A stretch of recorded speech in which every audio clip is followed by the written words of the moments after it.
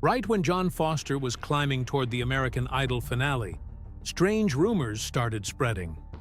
Someone said he was actually 24, not 18. Someone else said he wasn't even from Louisiana. Another rumor claimed he was secretly signed to a record label before he ever auditioned. All of it appeared at the exact same time, almost like someone wanted to stop him. He had to go on Facebook and clear his name one lie at a time.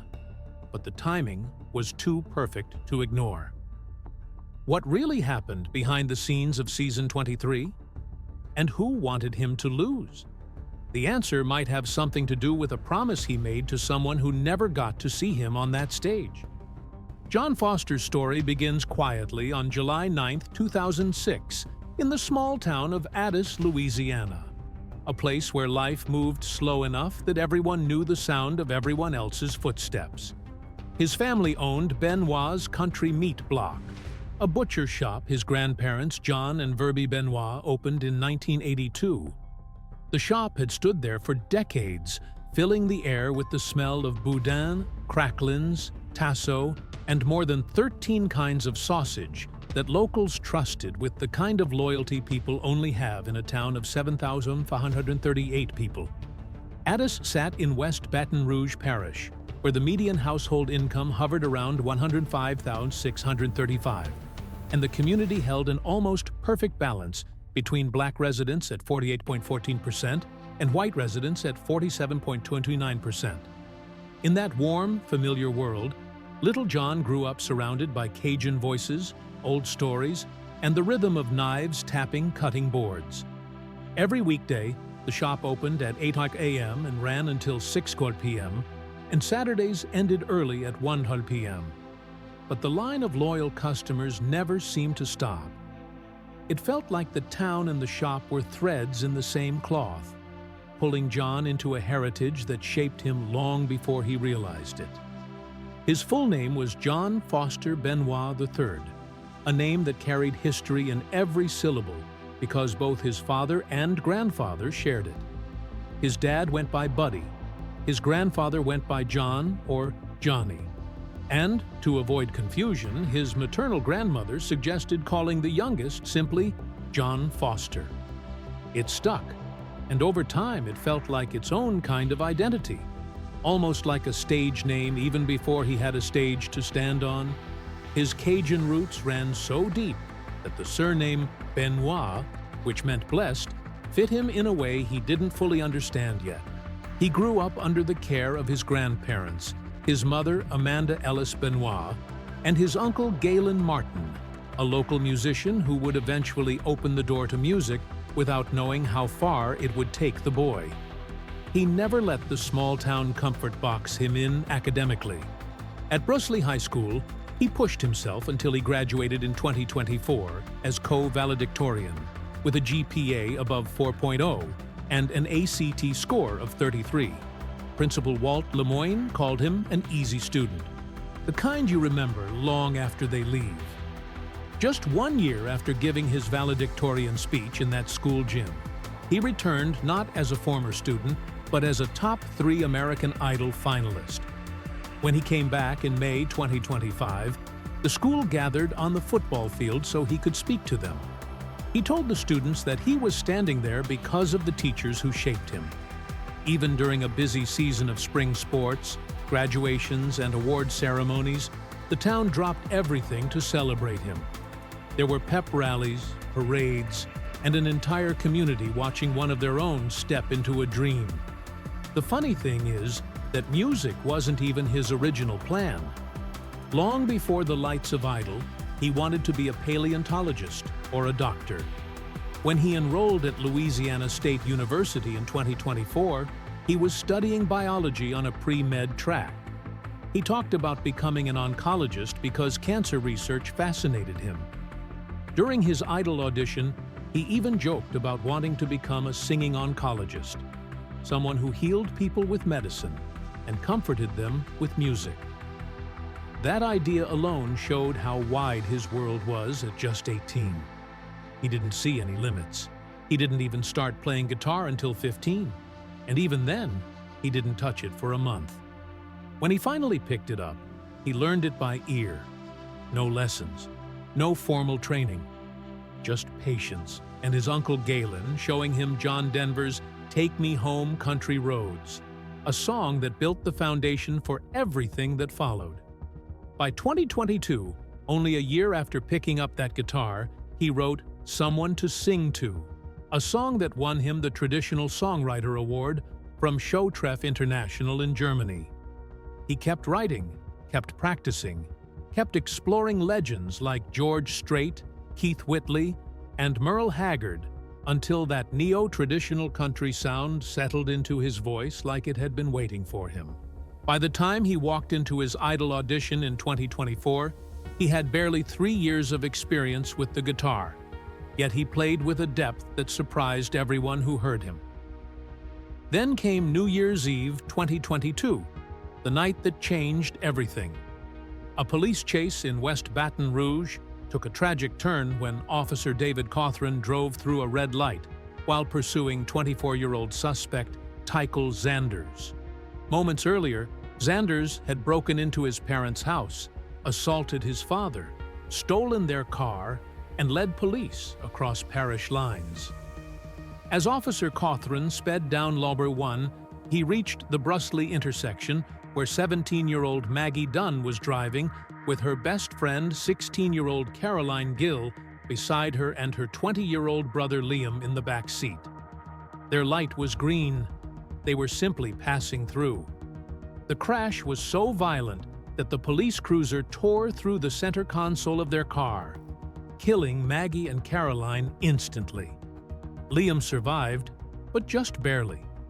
He suffered a skull fracture, a broken femur, a broken wrist, several broken ribs, and a severe concussion that kept him in the hospital for almost 30 days. Surgeries came one after another. Recovery was slow and painful. Yet somehow, by March 2023, he stood on a baseball field in Brusley and threw out the first pitch at a game honoring his sister and her best friend. The whole community watched that moment and felt something shift. When the crash happened, John was 16. The loss broke something open inside him. On that same day, he sat by the bayou and wrote, "Tell That Angel I Love Her," a song he later called the most beautiful and the most horrific thing he had ever created. He said guitar came as a byproduct of singing because after that moment, he needed a way to express everything he felt. That song eventually carried him to the Idol stage in April 2025 during the Top 20 round, where he broke down as he finished and whispered, "I love you, Maggie." His journey from that grief-filled day in 2022 to an Idol finalist in 2025 felt like living proof of Maggie's faith in him. He was only 18 then, wearing his cowboy hat and holding his guitar like it had grown into his hand. His style was unmistakably neo-traditional country, the kind you don't hear often anymore. Carrie Underwood, Lionel Richie, and Luke Bryan watched him perform Alan Jackson's "Don't Rock the Jukebox." The judges smiled, but Luke hesitated. He didn't feel convinced yet. So Carrie asked for another song. She wanted something that showed more of his vocal strength. John chose Conway Twitty's "Goodbye Time," a song Luke said he had been singing all day. Before John even reached the first lyric, Luke let out an excited shout, and by the end, he was singing along. That second song shifted the room. Carrie said she heard exactly what she needed. Luke admitted he doubted the first round, but couldn't deny the second. That was the moment John earned his golden ticket. Hollywood Week arrived on January 27, 2025, and John sang Jamie Johnson's "In Color" with so much honesty that the judges began whispering about him as a possible winner. That performance pushed him from promising contestant to real contender. His duet round came later when he sang "Until I Found You" with Clara Ray. Only 20 out of 42 contestants would advance, and when the judges compared the two voices, John's clarity stood out so strongly that he moved forward while she did not. Disney Week in May 2025 showed another side of him. He sang Almost There from The Princess and the Frog as a nod to Louisiana, bringing his roots into a Disney song like it belonged there. Then he brought energy to The Bare Necessities and tenderness to Rainbow Connection. One judge even said he could win the whole season. During the top 7 round on May 11, 2025, he sang Brooks and Dunn's Believe as a Mother's Day tribute to his mom, Amanda. She sat in the audience crying as his baritone voice filled the room. Luke Bryan said John kept doing the right things. Carrie called it perfect. Lionel Richie said he finally saw an artist standing there. The crowd rose to its feet. Week after week, he never once landed in danger. From top 24 to top 20 to top 14 to top 12 to top 10 to top 8 to top 7 to top 5, he stayed safe through America's votes alone. Performances like Neon Moon, Jailhouse Rock, I Told You So, Something to Talk About, and I Cross My Heart carried him to the finale. On May 18, 2025, he finished as the runner-up to Jamal Roberts. He performed Courtesy of the Red, White, and Blue, Take Me Home, Country Roads, and his original Tell That Angel I Love Her, the song born from grief that had shaped his entire journey. By the time the confetti fell, it was clear that this story had never been about winning a trophy. It had been about a boy from a small Cajun town who carried a prophecy written in a friend's handwriting, about turning tragedy into purpose, and about finding a voice that began with 4 chords and a note scribbled in a teenage girl's hand that said he could be the next Elvis Presley. On April 20th, 2025, something powerful moved across American Idol when 18-year-old John Foster stepped onto the stage during the Easter Sunday broadcast. The energy in the room shifted the moment he began his original song, Tell That Angel I Love Her, a tribute he wrote for Maggie Dunn and Caroline Gill, 2 close friends lost on New Year's Eve 2022. His voice carried lines that felt almost too heavy for someone his age. Lines like, sure, the sun will come up, but it won't shine on her skin, and each tear that falls on my guitar is a hug from afar. The words rolled through the studio and reached millions watching at home. Carrie Underwood called his tone wonderfully nostalgic, and Luke Bryan admitted that any doubts about his place in the competition vanished right there. For a moment, the entire show fell quiet, because the performance did something rare. It made the country feel like it was grieving with him.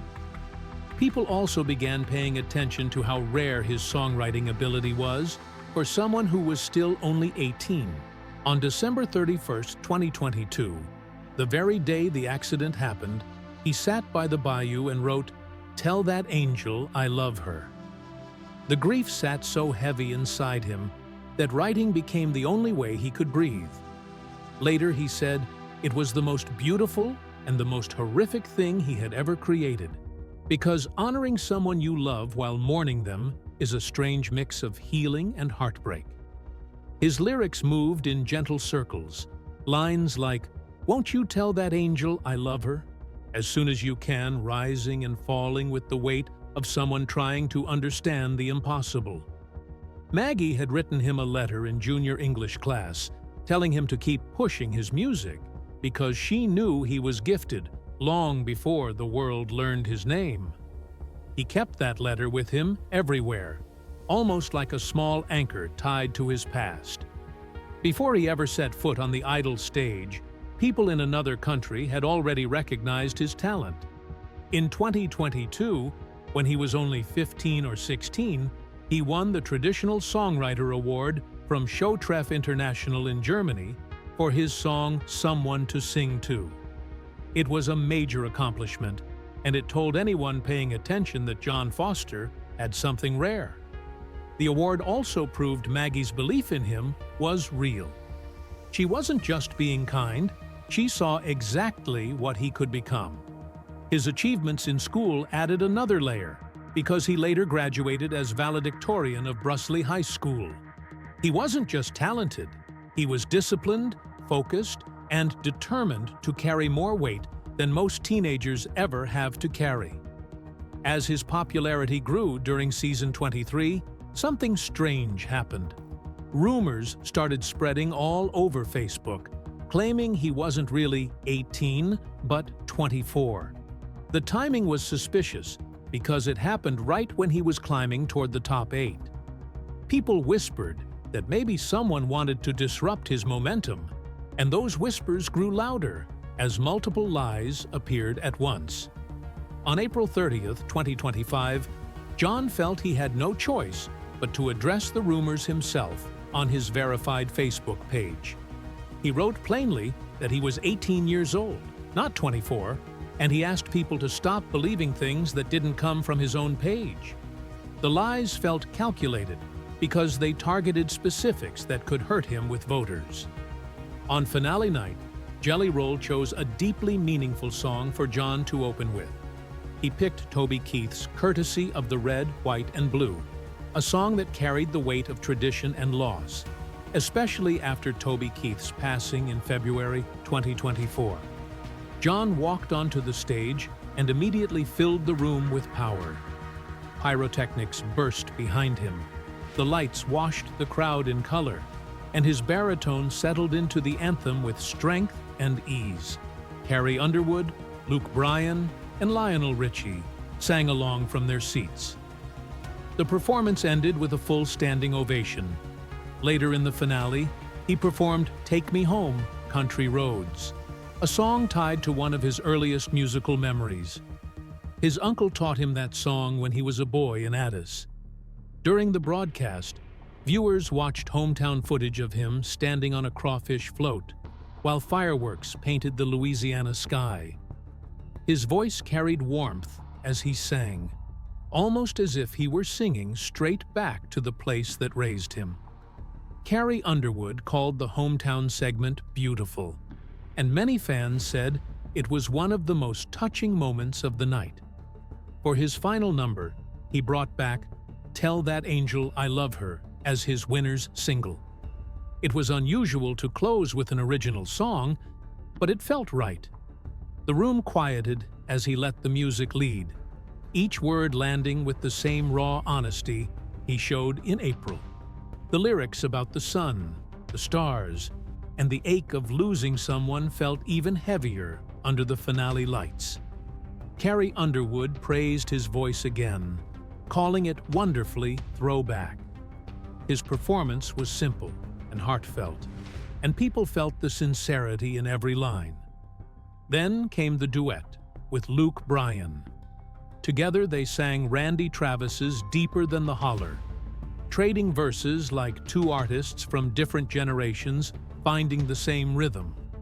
The crowd joined in, and even Carrie Underwood sang along from the judges' table. When they finished, Luke shouted, "How about him? John Foster, y'all!" And the whole room cheered. It was a moment that honored the traditions of country music that John loved so deeply. Finally, Ryan Seacrest stood center stage and announced the season 23 winner. Jamal Roberts won the title, and John finished as runner-up.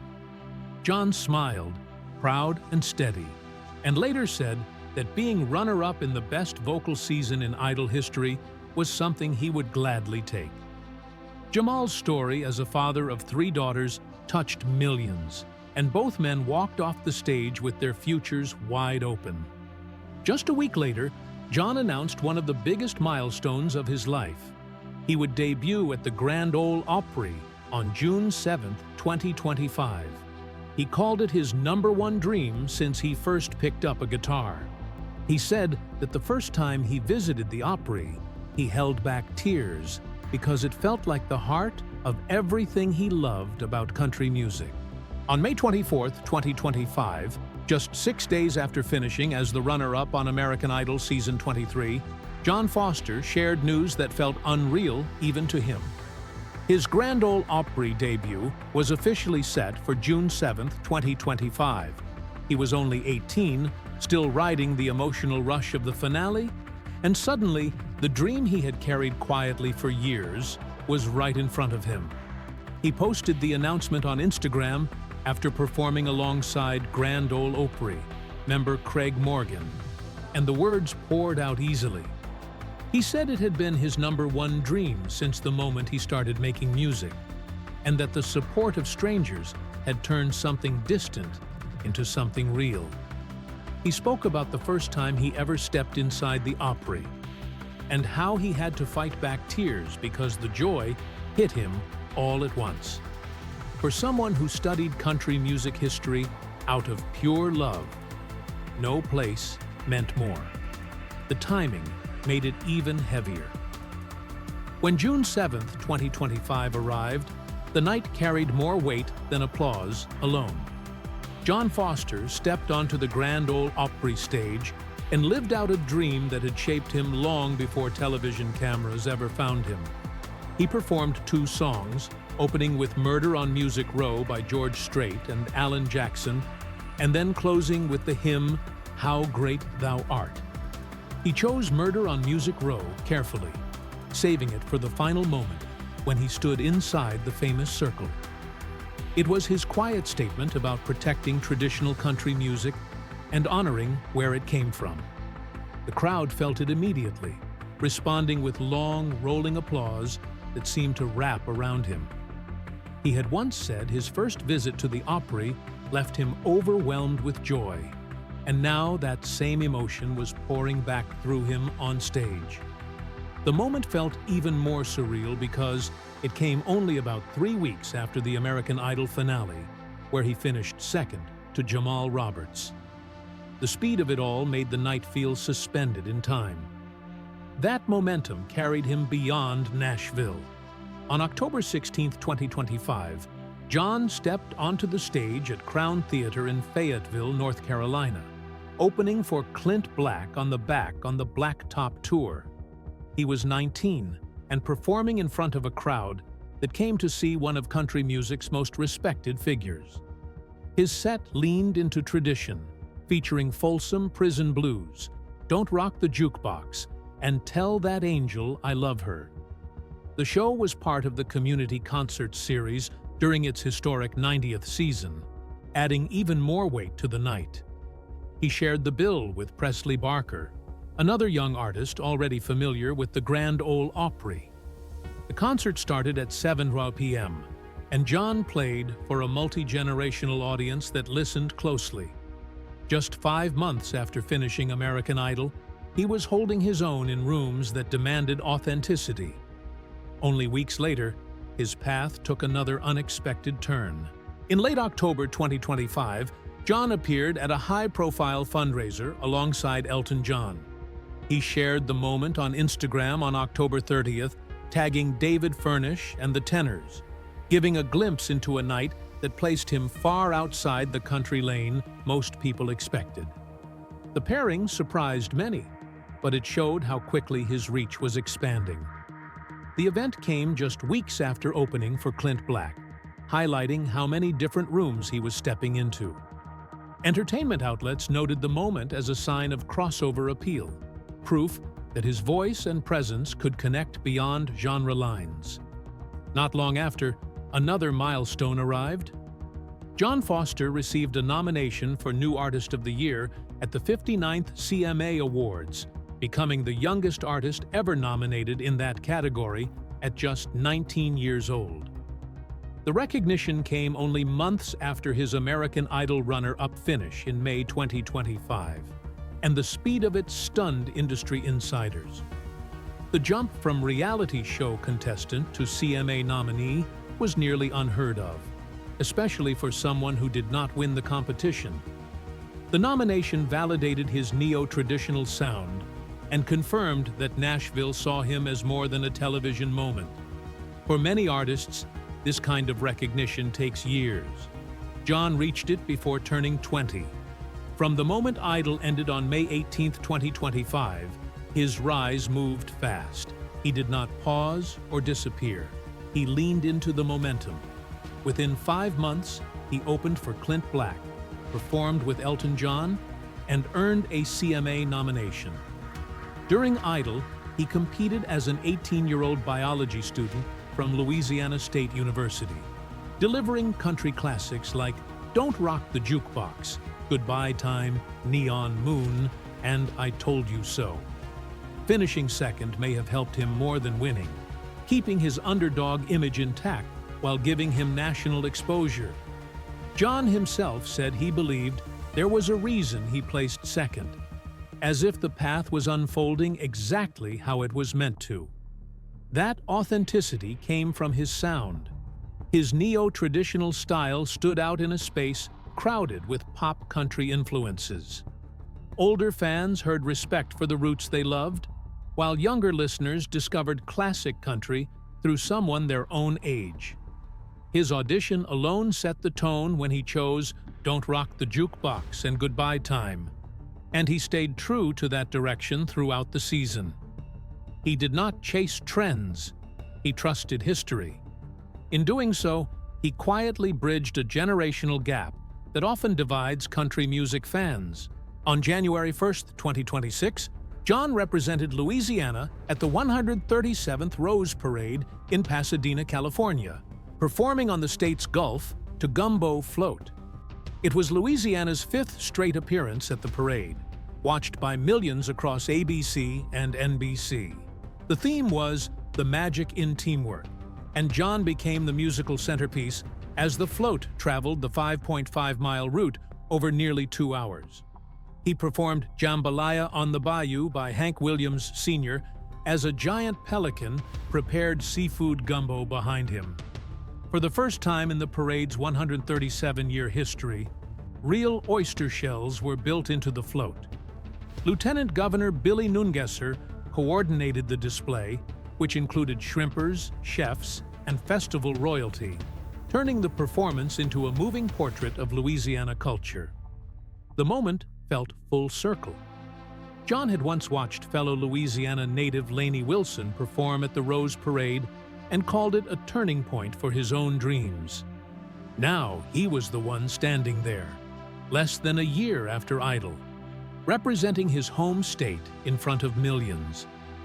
It solidified his role not just as an artist, but as a cultural ambassador following a path that inspired him in the first place.